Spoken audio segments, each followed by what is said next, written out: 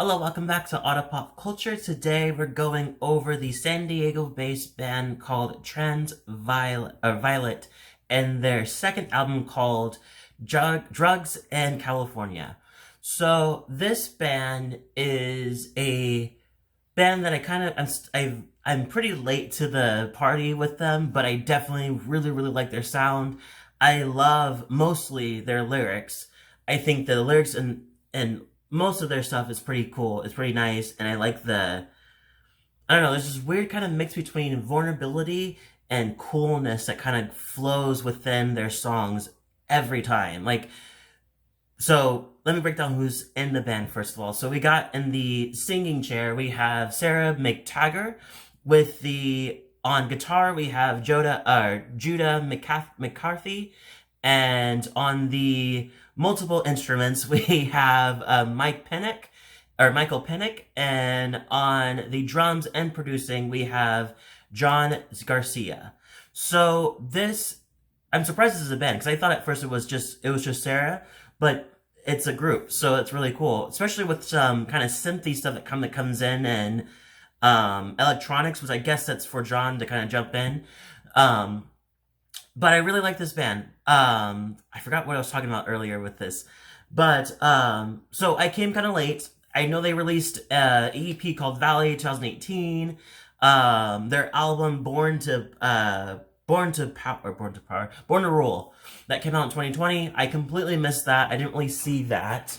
But anyways, but this album is actually great for me to get into because I really do like their sound. So, and Tropics, that song Tropics. And also there's a song before that, which was Girls Your Age. I really like that one. I think it's really cool. And I like the message of it too.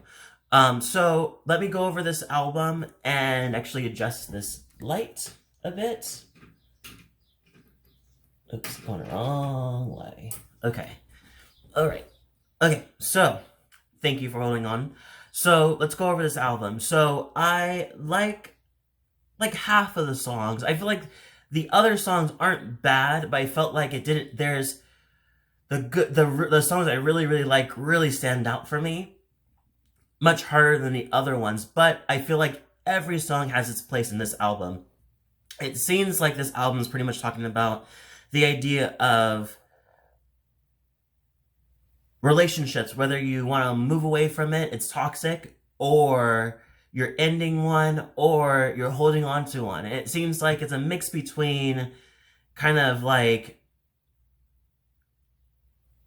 she wants a good relationship, but she also seems to be tied to a lot of toxic relationships, whether she likes it or she doesn't. So let me break down some of it to kind of see if I can kind of pull it all together as one idea of what this album is about. But we start off with Tropics featuring Cragun, and this song is really good. I love it. I feel like it's very cool. It's pretty much talking about wanting to get out and pretty much get rich and just be famous, just want to travel everywhere and vacate in the tropics and everything. And it's a really good song. I love the production. I feel like the production's it's one of those things where it's like it grows, and it calms itself down, and it stays calm for a while, but it when it comes back, when she goes, all she want to do is get high and make money. I feel like the production just, and then it just explodes more. I love it. I just feel like it's a great start to this album, and not talking about anything with a relationship or anything, but it's just a really great song. The next song I like is Clean Laundry featuring Dreamers. This song talking about just pretty much she wants to be with this guy, or not be with this guy. She wants to hook up with this guy with the idea of maybe there's something there, but she doesn't really know if she wants to go that far. It goes by saying, I like nobody, but I want your body. Wanna be your winter, keep you warm. Wanna be your summer, leave you cold. So I'm not really sure if it seemed, well, now I'll say it out loud. I wonder if she's leaning into the direction of, usually in the winter, everybody wants to like kind of bundle up and get race to get in a relationship so they can be in a relationship during Christmas and New Year's, the two places where you definitely feel very single if you're single. Um, and they want to carry that on all the way on to like Valentine's Day, so they have somebody then, and then I personally feel like it kind of, a lot of relationships either like fade out around March, April area because it's time to get crazy, time for summer fun, and you want to you definitely feel very coupled when you're in the summer. Like, oh yeah, yeah, there's a lot of people taking off their shirts, kind of kissing this guy, this guy, this girl, this guy, and this person. And it's just like, oh, you definitely want to be in that space. And if you're in majority of the time in a monogamous relationship, you can definitely feel it in that space. So I wonder if that's kind of what she's talking about. This idea, just like, yeah, I can, sure, we're moving kind of fast and everything and doing all these things, but I mostly want your body. I don't really know if I really want your heart. Hence the want to be your summer and leave you in a cold. So yeah, I really like the song. I think the production is really good. Everything is the next song, and I really like this one. I feel like it talks about kind of being grateful for what you have, and instead of looking out for focusing on what you don't have. And she says, take the cruel world off your shoulders. The weight is nobody's to hold on to. Everything you need, all right here waiting.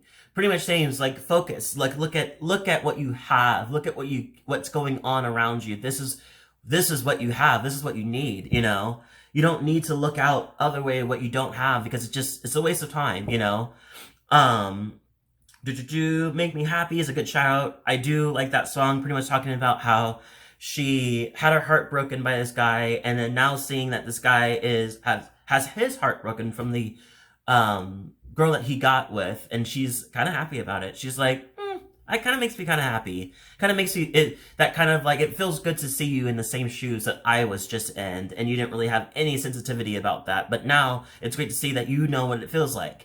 Drugs in California. This one is a really, really good song.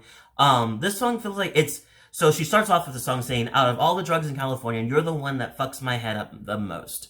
Fucks my head up most. So pretty much saying that she keeps on coming back to this person and just like wanting his love, but he doesn't really, it seems like she's begging a lot for it, but she also realizes she doesn't need it and she shouldn't have it. She's telling herself like, let's see, lately I've been pleading with myself to leave, but I can't, I crawl right back begging you for more. And then she goes, and what's another letdown for a few moments in the light? And I feel like it's funny that the song isn't called Moments in the Light. It's called Drugs in California, which I actually do like. In fact, it stayed away from that space. I feel like it was too obvious of a title, but I really, really, really, really, really like this song. I feel like that idea, just like talking about how this relationship is really addicting, but yet half of you is like, just leave, but you don't really, but your other half is like, just stay, because what if you miss out on this light that he shines onto you, makes you feel so good, and you feel so great just being in that presence, she also knows it's a drug, because eventually that kind of fades away, and then you get to see the reality of the relationship, and she's like, fuck, well, this is not really what I was looking for. This is definitely exactly what happens after the high wears down. And so she tells Jeff, I need to leave. And then the high comes back, and she's like, oh, I really miss that high, kind of thing. It's very addicting, and it's very common in a lot of addicting, codependent relationships, pretty much, and a lot of other relationships. There's a lot of nuances to this, but it's definitely, I like the fact that she kind of, it's what I talked about, that whole kind of cool mix with vulnerability. The coolness is just like, out of all the drugs in California line, it sounds cool, but then it switches over to her being vulnerable about the idea of just like leaving, but being addicted to it. And then going further into it with the next song, which I really like, is talking about just kind of admitting that like, nope, this isn't working. And even though she wants it to work, even though she's like, is beauty in pain if it hurts when you love someone you losing someone or something you want to save? Is it vain? Is it an illusion believing that we're okay? It's hard to say we're not okay. So it seems to be that she's trying to fight off the direction that they're not okay, but the song is actually her admitting, she's like, I think we are not okay. But it's hard to say that. It's hard to really say that out loud when you don't want to be in that space, because once you say it, once you initiate the breakup, you set it on the table. It's there now. It will not be removed. And as much, even if you go back together or whatever, it's still there. You still remember that day, you still remember that feeling. So she definitely, I think she's finally really realizing, she's like, okay, as she says, what's done is done, venom in the veins of everything it touched. So it's already affected. There's nothing you can really come back from after having that feeling and all that exposed. Fever, I didn't really care for, except for the production. The production is insane and intense and dark. It's completely a big change from the other songs. This one talks about pretty much having the idea of, still breaking this down in my head, but I feel like it's talking about the idea of her partner or the girlfriend that she's with doesn't seem to, either is pushing her away a lot or has a lot of her own struggles that she's dealing with that does seep into the relationship and does affect the relationship. But I feel like what Sarah is saying is just like, I'm not going anywhere with this. Like, like she says, I'll never get tired. I'll sit in that fire. I'll never let go. And there's one part where it changes, where she goes, you think you hold a knife that's gold against my threaded throat, but I don't need clean air to breathe. I'm not the one that chokes. So it seems like maybe not the one that chokes, maybe it's her saying that I am fully committed. I'm fully here. It seems like you're the opposite. Like it seems like that person's, the woman is pretty much saying that she is, maybe she's flaky. Maybe she's just really inside herself with this kind of like feeling of uncertainty. But to Sarah, she's like, no, you can feel that way, but you're so precious to me and mean so much to me that I will hold on tight to make sure that we make it through, because this means a lot to me, more than the problems and the struggles that you're going through. I believe that we can make it past that. She says in the end, Sacrosanct, which is pretty much means holy, sacred, very important. She says it repeatedly at the end, which it kind of seals in the idea, just like, you mean a lot to me, that I will stand in this fire to make sure that we come out of this alive. And then finally at the end, the last song is a David Bowie cover, The Man Who Sold the World. David Bowie is something that I'm trying so hard. Actually, very, very, like, a month ago, I've been trying, for a year, I've been trying my best to get into David Bowie very loosely, but I can't seem to know where to start.